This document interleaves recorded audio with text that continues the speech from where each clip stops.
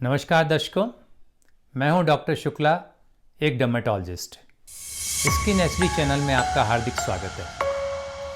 आज हम एक बड़ी कॉमन प्रॉब्लम के बारे में बात करेंगे, जिसके अंदर नाखून के जो आसपास की स्किन है उसमें स्वेलिंग हो जाती है, लाल हो जाता है, तो जिसको हम बोलते हैं पेरोनिकिया। तो ये पेरोनिकिया क्या होता है, ये क्यों होता है, इसका क्या कारण है, इसका क्या इलाज है और इससे कैसे बचें हम, इन सब के बारे में आज मैं आपसे बात करूंगा। तो देखिए, पेरोनिकिया जो होता है वो होता है आपके जो नाखून के आसपास की स्किन होती है, जिनको हम बोलते हैं नेल फोल्ड्स। तो नेल फोल्ड्स का इन्फ्लेमेशन होता है। मैं इन्फ्लेमेशन कह रहा हूँ, इन्फ्लेमेशन का मतलब होता है सूजन आना और लाल हो जाना, ये सब इन्फ्लेमेशन होता है, मैं इन्फेक्शन नहीं कह रहा हूँ। तो इन सब का इन्फ्लेमेशन हो रहा है। तो ये दो तरह का इन्फ्लेमेशन होता है, एक तो होता है एक्यूट पेरोनिकिया और दूसरा होता है क्रॉनिक पेरोनिकिया। तो आज हम क्रॉनिक पेरोनिकिया की बात करेंगे, एक्यूट की बात नहीं करेंगे। एक्यूट पे ऑलरेडी पहले से वीडियो है। तो इन दोनों में फ़र्क क्या है? एक्यूट पेरोनिकिया तो वो होता है कि यहाँ पे जो नेल फोल्ड के हैं इनके कोई इन्फेक्शन हो जाए, बैक्टीरिया का इन्फेक्शन हो या वायरस का इन्फेक्शन हो या फंगस का इन्फेक्शन हो, तो इस इन्फेक्शन के कारण से यहाँ पे स्वेलिंग आ जाए, तो वो तो होता है आपका एक्यूट पेरोनिकिया और वो आपका 4-6 हफ्ते में ठीक हो जाता है। लेकिन जो दूसरा जिसकी आज हम बात कर रहे हैं, क्रॉनिक पेरोनिकिया, उसमें ये इन्फेक्शन नहीं होता है, उसमें ये स्वेलिंग आती है, इन्फ्लेमेशन होता है, लेकिन वो इन्फेक्शन के कारण से न होकर वो एक तरह का एक्जिमा होता है। वहाँ पे इरिटेंट डर्मेटाइटिस बनती है और वो एक तरह का एक्जिमा होता है। वो क्यों बनता है, कैसे बनता है, वो अभी मैं आपको बताऊंगा थोड़ी देर के अंदर।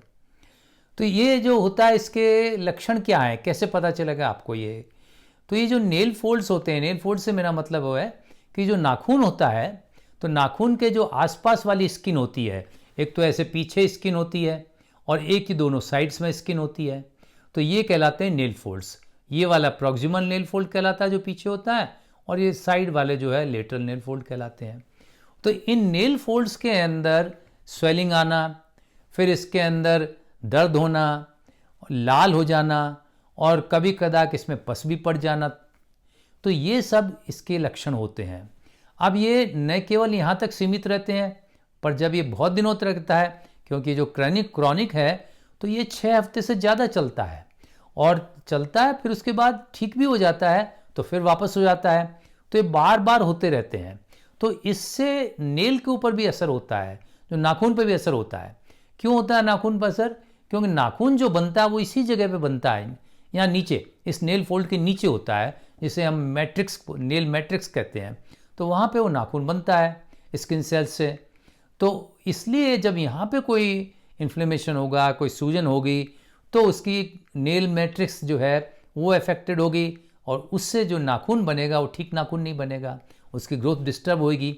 इसलिए नाखून के अंदर भी प्रॉब्लम्स हो जाती हैं।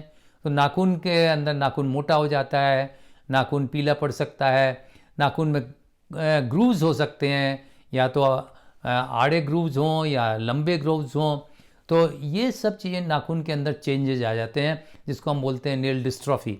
तो ये नेल डिस्ट्रॉफी जो नाखून में जो हो रहा है, वो एक्चुअली ये नाखून की प्रॉब्लम नहीं है, प्रॉब्लम तो इसी नेल फोल्ड की है। इसके कारण से नाखून में प्रॉब्लम हो गई है।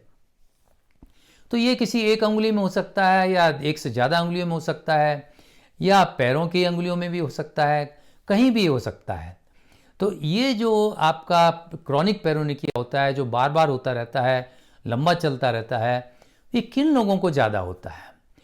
देखिए, जो पानी में ज़्यादा काम करते हैं, जैसे कि हाउसवाइफ्स हैं, या घर पे काम करने वाले हैं, सफाई करने वाले लोग हैं, या फिर कपड़े धोने वाले लोग हैं, बर्तन साफ़ करने वाले लोग हैं, शेफ़्स हैं, खाना बनाने वाले कुक्स हैं, ये सब लोग जो हैं, या इवन नर्सेज हैं, या आपके और दूसरे लोग जो हैं जिनके पानी से ज़्यादा काम पड़ता है, या जो लोग जिनका केमिकल से ज़्यादा काम पड़ता है, इरिटेंट से ज़्यादा काम पड़ता है, तो वो फैक्ट्री में ऐसे कुछ लोग काम करते हो जिनके डिटर्जेंट्स से ज़्यादा काम होता है, साबुन से ज़्यादा काम होता है, दूसरे इरिटेंट्स हैं, केमिकल्स हैं, उनसे ज़्यादा काम पड़ता है हाथ में, तो उन लोगों को ये ज़्यादा परेशानी होती है। तो अब ये जो होता कैसे है, पेरोनिकिया कैसे हो गया? देखिए होता कैसे है कि इसमें क्या होता है, जब आप नाखून देख रहे हैं तो नाखून के जो नीचे वाला हिस्सा होता है ये नेल फोल्ड है और इसका इन्फ्लेमेशन होता है और यहाँ भी होता है।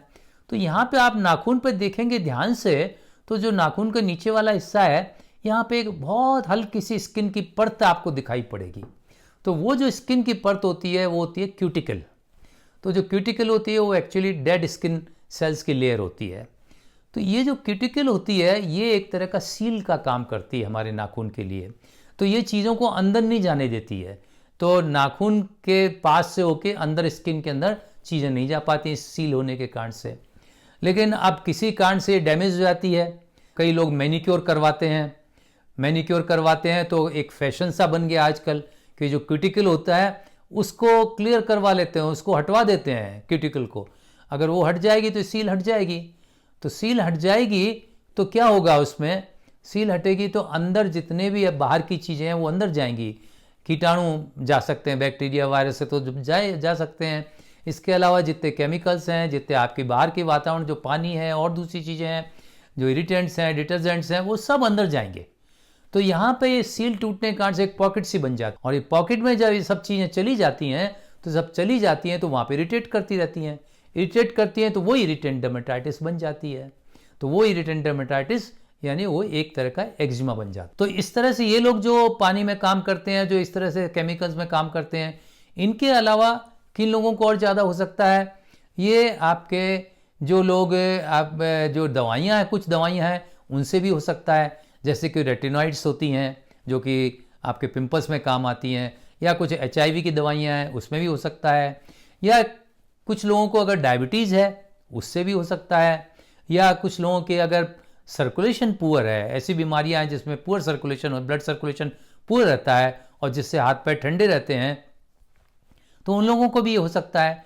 तो इन लोगों को ये आपके क्रॉनिक पेरोनिकिया होने के चांसेस ज़्यादा हो जाते हैं।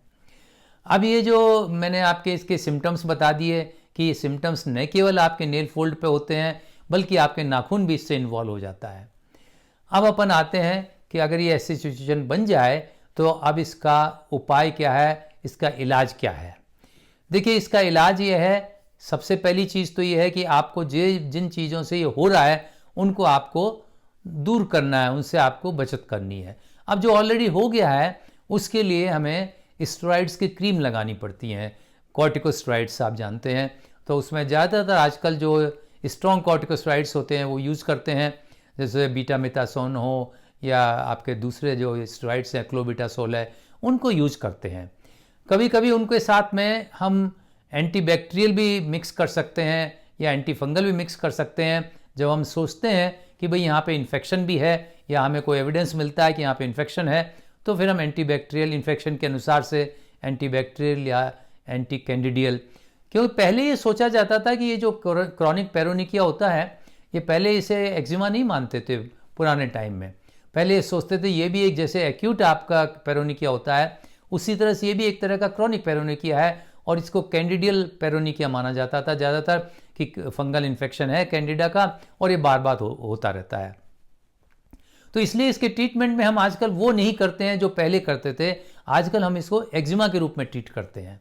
तो एक्जिमा ट्रीट करते हैं इसलिए हम स्टेरॉइड्स का इसमें यूज़ करते हैं। फिर हम देखते हैं कि अगर पास साथ में इन्फेक्शन भी ऊपर से सुपर एडेड इन्फेक्शन हो गया है तो हम जो इन्फेक्शन है उसके हिसाब से आपके वो क्रीम भी लगा लेते हैं। लेकिन अगर आप देखते हैं कि इन्फेक्शन ज़्यादा हो गया है, पस वगैरह पड़ गया है, तो हो सकता है कि हमें खाने के लिए भी कुछ दवाइयाँ देनी पड़े, एंटीबैक्टीरियल दवाएँ देनी पड़े या एंटी फंगल भी खाने की दवाइयाँ देनी पड़े अगर ज़रूरत पड़े तो। इसमें कभी कभी अगर इनसे ठीक नहीं होता है, बार बार ये आपको होते ही है क्रॉनिक पेरोनिकिया, लेकिन वहाँ पे जो नेल फोल्ड है वो काफ़ी मोटा हो गया है, उसमें एक स्किन की थिकनेस बहुत हो गई है और ठीक नहीं हो पा रहा है, तो हम स्टेरॉइड के इंजेक्शन भी लगा देते हैं यहीं पे, जिसको हम बोलते हैं इंट्रालीजनल। तो इंट्रालीजनल स्टेरॉइड की इंजेक्शन भी लगा सकते हैं। स्टेरॉइड के अलावा हम टेक्रोलिमस जो है वो टेक्रोलिमस का भी यूज़ करते हैं और उसके भी अच्छे रिजल्ट्स आते हैं। तो टेक्रोलिमस भी हम रोज़ाना सुबह शाम क्रीम के रूप में, ऑइंटमेंट के रूप में हम इस पर लगा सकते हैं। अब अगर इन सब चीज़ों से ठीक नहीं होता है तो फिर इसका आखिरी उपाय होता है, इसकी सर्जरी होती है। सर्जरी कई तरह की सर्जरी होती है। एक सर्जरी तो ये होती है कि जो आपका नेल फोल्ड है इसका एक छोटा सा पीस काटा जाता है, तो अर्धचंद्राकार पीस हमें ले लिया जाता है और इसको हम बोलते हैं एपोनिकल मार्सुपिलाइजेशन। तो इसमें एक छोटा सा नेल फोल्ड का छोटा सा स्किन का पीस ले लिया जाता है। या फिर दूसरी सर्जरी ये होती है कि उसके अंदर पूरा ही नेल फोल्ड निकाल देते हैं, और उस नेल फोल्ड निकालने के साथ हो सकता है पूरा नेल फोल्ड अकेला निकालें, या फिर आपके जो नाखून है उसको भी निकाल सकते हैं। डिपेंड करता है कि किस तरह का आपका पेरोनिकिया हो रखा है, कितनी उसकी सीवियरिटी है। तो ये इसकी सर्जरी की जा सकती है। तो अब अपन आते हैं कि इसका बचाव कैसे करें। तो देखिए, बचाव में जैसा मैंने आपको पहले बताया, सबसे पहली बात तो ये है कि आपको ये ध्यान रखना पड़ेगा कि आप पानी से बचत करें। ज़्यादा पानी, आपके हाथ ज़्यादा पानी में हमेशा नहीं डूबे रहें। तो अब उसके लिए क्या करेंगे, अपन ग्लोव्स इस्तेमाल कर सकते हैं। अच्छे ग्लोव्स पहने और जिसके अंदर कपड़े की लाइनिंग हो तो आपके कंफर्टेबल भी रहेंगे। और दूसरा ये ध्यान रखें कि इन ग्लोव्स के अंदर पानी नहीं जाना चाहिए। और फिर उसके बाद दूसरा ये करें कि जब भी आप पानी से हाथ धो लें या जो कुछ करें, जब गीला रहता है उसके बाद तुरंत आप ड्राई कर लें उसको, और ड्राई करने के बाद में फिर इसमें मॉइस्चराइजर्स लगा लें। तो एक काम तो ये हुआ कि आपको पानी से बचत करनी है हर हाल में। दूसरा आपको ये है कि आपको नेल पे इंजरीज नहीं होनी चाहिए, और नेल से मेरा मतलब है नेल के पास जो छोटी स्किन होती है, क्यूटिकल जो मैंने आपको बताया, उसको इंजरी नहीं होनी चाहिए। तो इसकी इंजरी कैसे होती है, लोग अक्सर मैनिक्योर करवाने जाते हैं और मैनिक्योर में उसको हटवाने की है, एज फैशन में समझते हैं उसको कि हटवा लें तो अच्छा लगेगा नाखून, तो उसको हटवाने की कोशिश करते हैं। वो ठीक नहीं है, उससे इंजरी होती है और ये सील खुल जाती है, सील टूट जाती है, फिर सारे इरिटेंट्स अंदर चले जाते हैं। और अगर नेल बाइटिंग की आदत है तो उसको छोड़ना चाहिए। कुछ लोगों की ऐसी आदत भी होती है कि नाखून के पास में जो स्किन होती है उसको नोचते रहते हैं, पिक करते रहते हैं, वो आदत भी आपको छोड़नी पड़ेगी। अगर आपको कोई डायबिटीज़ है या फिर आपके कोई ऐसी जो बीमारी है जिसमें पुअर ब्लड सर्कुलेशन होता है स्किन के अंदर, तो उस बीमारी का आप इलाज कराएं। डायबिटीज़ है तो डायबिटीज़ का आप इलाज कराएं। तो इन सब चीज़ों को ध्यान रखेंगे तो आप इस क्रॉनिक पेरोनिकिया से बच सकते हैं। तो आज के लिए बस इतना ही। अगली बार फिर किसी नए टॉपिक के साथ आपके सामने उपस्थित होऊंगा। तब तक के लिए आपसे इजाज़त चाहता हूँ। वीडियो देखने के लिए बहुत बहुत धन्यवाद।